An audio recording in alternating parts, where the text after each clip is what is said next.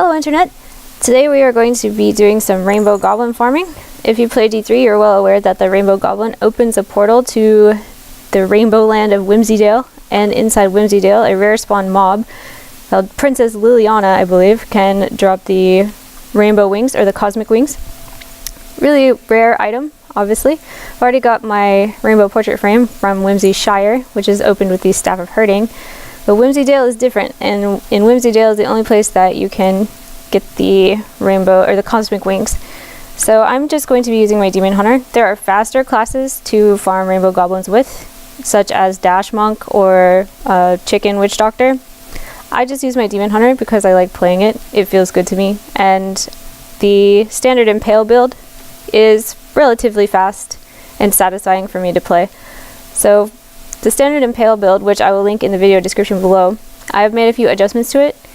I replaced Wolf Companion, which usually gives you the extra damage boost, with Bat Companion for the hatred regen, because sometimes, especially on Torment 13, when you have very good gear, you will run out of monsters to use Impale on, and then you will starve for hatred because you won't be getting that bonus hatred regeneration from Carlisle's Point anymore.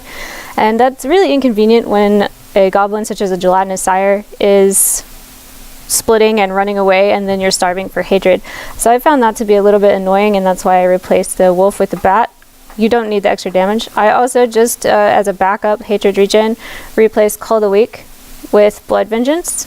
Give me a little bit more maximum hatred and regenerate 30 hatred when I healed with a health globe, just in case.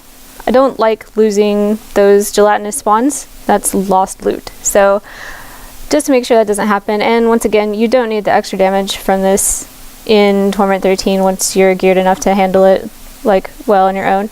I use Nemesis Bracers. There are other options. Usually the strong arm bracers would be in the standard Impale build, but I don't find that I need the extra damage from this, the enemies hit by knockbacks, which you use the Vault Rattling Roll, which is what's giving you the knockback there. I find that I don't need this. I don't have any trouble killing mobs, so I use this. Sometimes I just get the death breath from the elites and everything. You don't have to stop and kill elites. Then another option, if you don't want to stop and kill anything except for goblins, would be I don't actually have a set of them in the stash, so I'll hover here. The Warzeshian Arm Guards. Every time you destroy a wreckable object, you gain a short burst of speed. This could be another option if you don't want to stop and kill elites, but sometimes I do like to stop and kill the elites just for those extra materials. Those crafting materials are really valuable, and I'm actually always starving. Forgot to mention the sound channels. When you're farming for Rainbow Goblins, some of the best sound options to use are turning the effects volume very far up, turning the voice volume and the ambient volume all the way off, and disabling the music. These options let you hear the goblins' laughter from very, very far away. If you can afford it, if you've got the computer power to spare, you can turn these sound channels up, and that will allow more sounds to play at once. It will keep your character or sound effects, for example, Demon Hunter is a very loud class, especially with the Impale build. It has a lot of different sound effects that go off at the same time. You have the sound of the vault, you've got the Impale sound effect, the Phantom Knives going off, this Vengeance when you're tumbling around, every time it's making rocket shooting sounds, Bat Companion makes sounds, and of course she herself makes some vocalization every time she tumbles. Using a quieter class such as Chicken Doctor can be better for farming Rainbow Goblins because those sound effects won't cut off the sound of a goblin laughter, and that will enable you to hear the goblins from much further away, especially with the effects volume, because goblin laughter is under effects. It's not voice.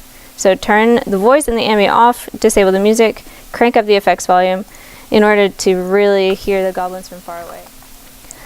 Okay. The place I like to go to farm Rainbow Goblins is Pandemonium Fortresses levels 1 and 2.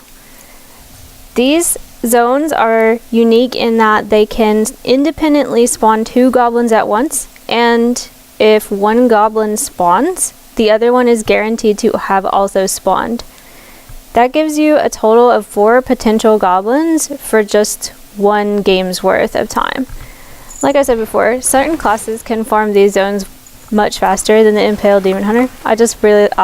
there's our first Goblin. So right away, Goblin has spawned in here, and you know for sure that another one is in Pandemonium Fortress level 1. And this doesn't necessarily mean that Pandemonium Fortress level 2 won't have any goblins.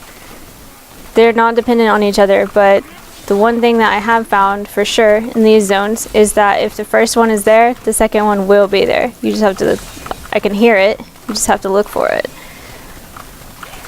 Oh, I'm an Menagerist. I think I have all the pets though actually already. Yeah, I do. Okay, so after you've gotten 2 goblins on one of these levels, you can just go straight to the next one. Clear out this I'm back with you on Pandemonium Fortress level 1. I wanted to make a point about teleporting. If you explore the entire zone Pandemonium Fortress level 1 and don't find any goblins and you end up at the door, what I like to do is go through the door and teleport to the waypoint from here using the map anyway. I like to do this because, as you can see, this stairway is quite long, and I want to make another point here that this death gate, I'll just go through a little bit here. This death gate connects to the zone, but it always connects to this little strange outcropping. And instead, if you teleport from the doorway to the waypoint of Pandemonium Fortress level 2, it puts you in a better position, in my opinion, as far as location, because this square, or this will eventually become a square like so. And this way, you can just go around the square instead of having to come from here, because if you're coming down the square right here, you will be able to hear a goblin that is on this outcropping. So I think it just saved a little bit of time to teleport anyway, even if you came through the door instead of taking that little staircase. And so now we're just going to finish up our search, see if there's any goblins here. Don't hear any yet. And on a quieter class, you might not even have to go all the way around these arms of the square. But since Demon Hunter is quite loud and has a lot of conflicting sound effects, I like to be thorough.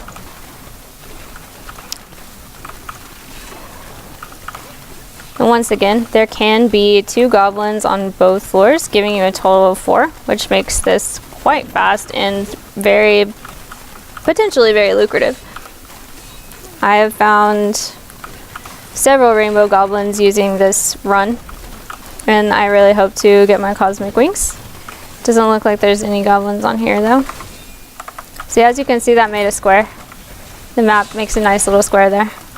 Another point that I like to make is that in the center there's often a little event area. Often it's bounty related or just otherwise like a little zone event. And if there's an event here, the goblin can spawn in the event area. You don't have to do the event, but it can be here. So don't neglect checking this middle part. But one thing you should neglect is anything on either sides of the death gates towards Malthael's door. The goblins are never over there. The goblins on floor 2 are always within this square. So happy hunting, everyone. I hope this video helps some people get their Cosmic Wings. Hopefully it will help me get my Cosmic Wings. Good luck and have fun. Thanks for watching.